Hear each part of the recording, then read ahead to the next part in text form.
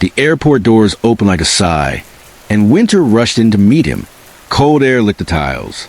Announcements echoed from high ceilings like warnings from a distant storm. People moved in waves, suitcases rolling, coffee sloshing, patience thinning. And there, standing still in the middle of everyone else's urgency, a black man held a guitar case like it was a heartbeat he could not afford to drop.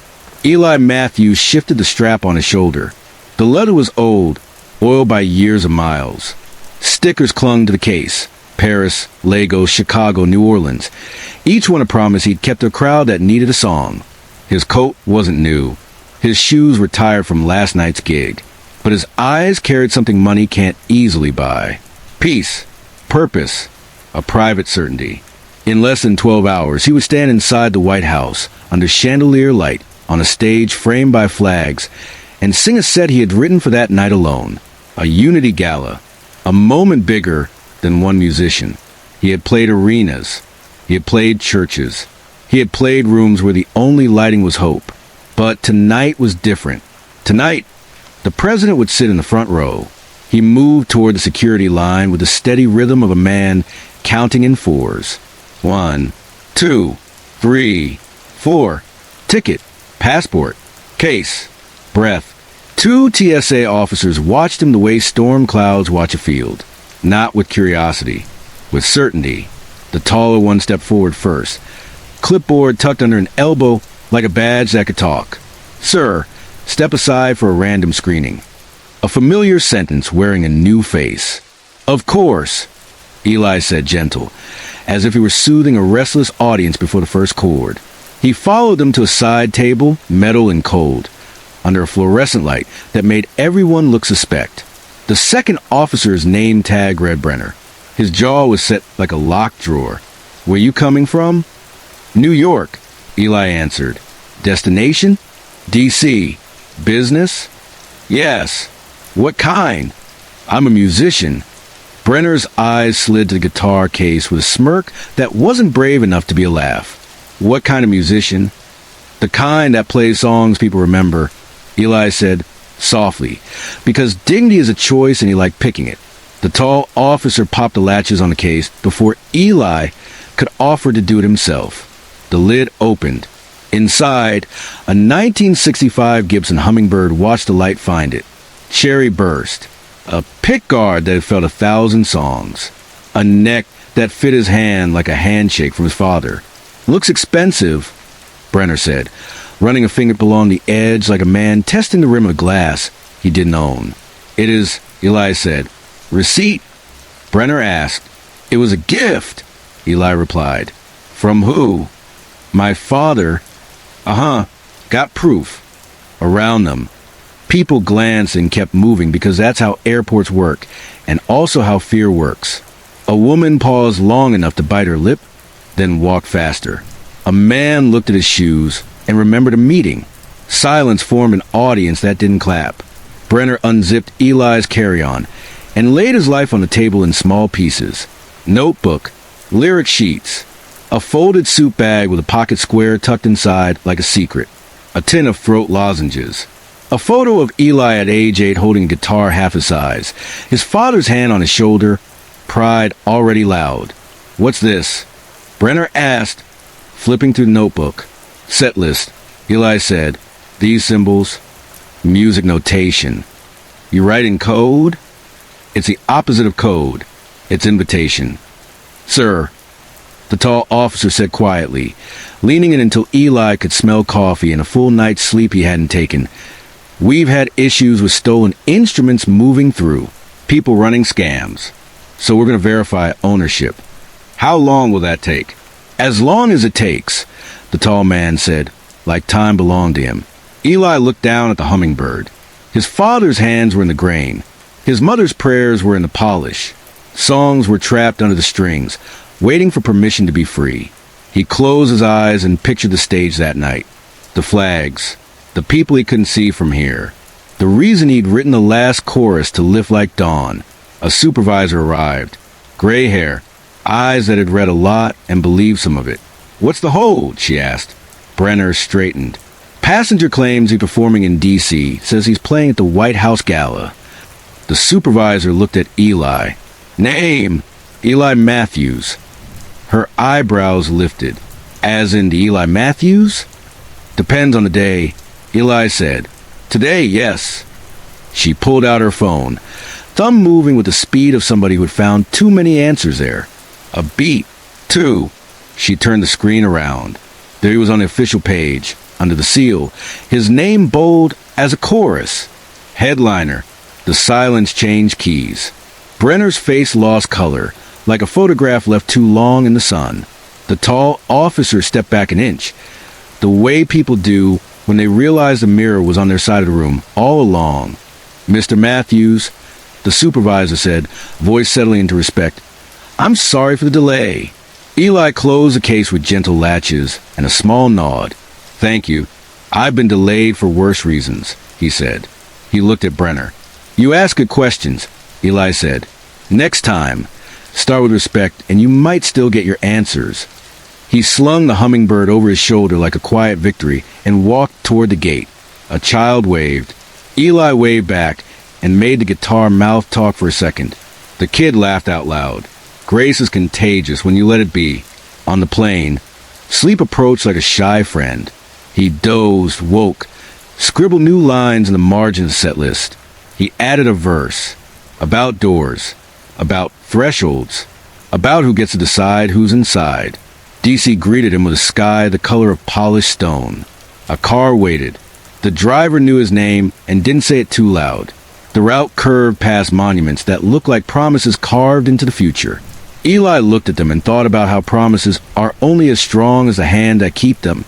Backstage at the White House, a staffer with a crisp binder and soft voice gave him the run of details. Timing, introductions, where to set the stand, when the cameras would pan, what to do if someone in the front row cried.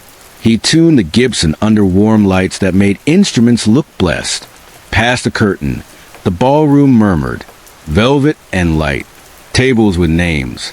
Faces known and faces that were important to someone, which is the most important thing a face can be. The MC spoke his name, and the room answered with hands. Eli stepped into the light. The hummingbird hummed before he touched it. He opened with a song his father taught him, not because it was fancy, because it was true, a blues progression older than the paint in the room. He slid into a gospel riff that made the chandeliers feel like they were nodding. He found a jazz turn that surprised the string quartet in the corner into grins. Between songs, he told a story, not about airports, about his mother braiding his hair before church and telling him to sing like he believed himself. About a summer he buskied outside a market until an old drummer put 2 sticks in his hand and said, "Play what you can't say." About a night a kid in Detroit told him his song stopped the fight before it started. Music is a passport, he said softly into the mic. It gets you places a badge can't. It opens doors nobody calls doors. But sometimes you still get stopped. And on those days, you hope someone on the other side knows a song when they hear one. The president leaned toward the first lady and whispered something that looked like yes. Staffers who never clapped. A server wiping a spill paused to listen. For his last number, he played the one he'd written for that night. It rose slow. It asked the room to be bigger than itself. When he sang the bridge, it felt like a window opening in weather that had been bad too long. When he finished, the room stood up. After, the president met him near the stage stairs. Hand out, smile not for the cameras, but for the man. "Mr. Matthews," he said, "you did more than perform. You preached without a pulpit." Eli laughed. "I'm just trying to put something good in the air. People breathe what we make." He shook hands he'd never shake again. He heard stories he would remember when flights got delayed and rooms got small. He tucked the guitar into its case like a child under a blanket. A staffer touched his arm. "There's someone here who requested a word," she said, hesitant. A man stepped forward in an ill-fitting suit that tried to be fancy and failed. Brenner. His eyes were soft with something that might have been sleep lost or pride lost. "Mr. Matthews," he said, voice careful. "Aye." "It's a good night," Eli said gently. "Let's keep it that way." "But," Brenner tried, "I wanted to say..." "I heard you," Eli said, which sometimes means I forgive you and sometimes means we're done rehearsing the scene. Brenner swallowed and nodded. "Thank you for the music," he said. "Learn the right song," Eli replied. "Play it where you work." At the hotel, he leaned the hummingbird against a window. DC lights blinked at it like code. He wrote until the words felt tired and true. He slept like somebody who had carried something fragile across a crowded room and set it down intact. Morning arrived with a headline he didn't edit, a photo he wished wasn't needed, and 1,000 messages from people who saw themselves in a security line and themselves again in a ballroom and had to reconcile both. He read one message twice. From a young trumpeter at a music school that couldn't afford new reeds. "Sir," it said, "my horn is secondhand. My dreams are not. Your song made my teacher cry. I think that's a good thing." He wrote back, "It is. Keep playing. Keep choosing audiences that lift instead of drain." A call came from the airport supervisor before noon. Her voice held the timbre of someone who had made a decision. "We're initiating a training cycle," she said. "Policy was there. Culture wasn't. We're going to fix both. I'd like to invite you to speak to the staff." He considered the weight of no and the work of yes. "Yes," he said, "if we can make it about everyone who carries something precious through your doors." 2 weeks later, he stood not under chandeliers, but under fluorescent rectangles in a break room that had seen better coffee. Uniforms filled the chairs, arms crossed, arms open, eyes wary, eyes ready. He told them about his father's gift. He told them about doors. He told them the most expensive thing in the airport wasn't a watch or a bag. It was a human's dignity, and it belonged to the person who brought it in. "Do your job," he said. "Do it well. But if you begin with contempt, you'll end with harm. Start with respect. Verify without humiliating. Ask without assuming. Remember that everyone is carrying something you can't scan." He played one song, because some rooms let words in better when melody holds a door. A few people cried and pretended not to. A few people didn't cry and wished they could. Afterward, Brenner approached, without the shield of a desk, without the chorus of a partner. "I started the training," he said simply.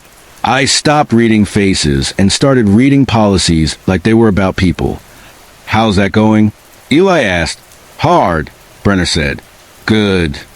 "Most good things are," Eli said, and shook his hand once. Firmly, like a benediction he couldn't give but could gesture toward. Spring turned the city soft at the edges.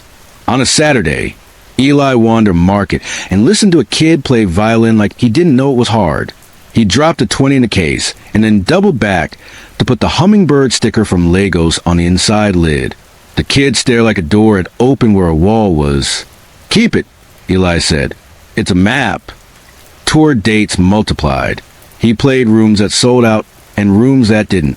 He stayed after the sign programs for grandparents and babies, and the middle school choir that had sung his chorus in the lobby before doors opened. He answered questions from journalists who wanted him to be madder than he felt and kinder than he was, and he tried to be the size of the moment without becoming it. Months later, he boarded another flight to the same airport. Different day, same line. The supervisor at the podium saw him and didn't wave him past. She simply smiled, the kind of smile that says, "We remember the lesson and we're still in class." At the X-ray belt, a young officer nodded to the hummingbird case. "My granddad had one," he said. "Not as pretty, but when he played it, we all shut up and listened." "Then it was pretty," Eli said. He stepped through the scanner, collected his things, and thanked the officer by name, because names are the shortest prayers we have for strangers. On stage in another city that night, he told the audience one version of the truth. He didn't mention Brenner. He didn't mention the White House. He mentioned the door and how it opened. He mentioned a song and how it traveled. He mentioned the work of carrying something tender through a world that keeps bumping into you and pretending it didn't. He ended with the tune he wrote that morning, a small thing about redemption that didn't pretend to be larger than it was. The crowd stood, not because he was famous, because they had been reminded of themselves. And here's the part that matters after the music fades, and the chairs scrape, and the lights decide to go home. The man you question at the checkpoint might be the man who will make your grandmother dance in a kitchen she hasn't danced in since grief moved in. The woman you hold up with suspicion might be the one who will sing your son out a night he almost didn't survive. The kid with a scuff case might be the next person to make your city proud. Don't wait for a title to treat them like that. Don't wait for a stage to recognize them. Start at respect. Verify without wounding. Ask without assuming. Remember that the first instrument most of us carry is our name. If you believe stories like this matter, if you believe dignity shouldn't depend on a spotlight, a tuxedo, or a blue check, then let's keep telling them, sharing them, and living them. Hit that like button, subscribe for more, and pass this on to someone who needs a reminder. Because next time, it might not be me walking into that line. It might be someone you love.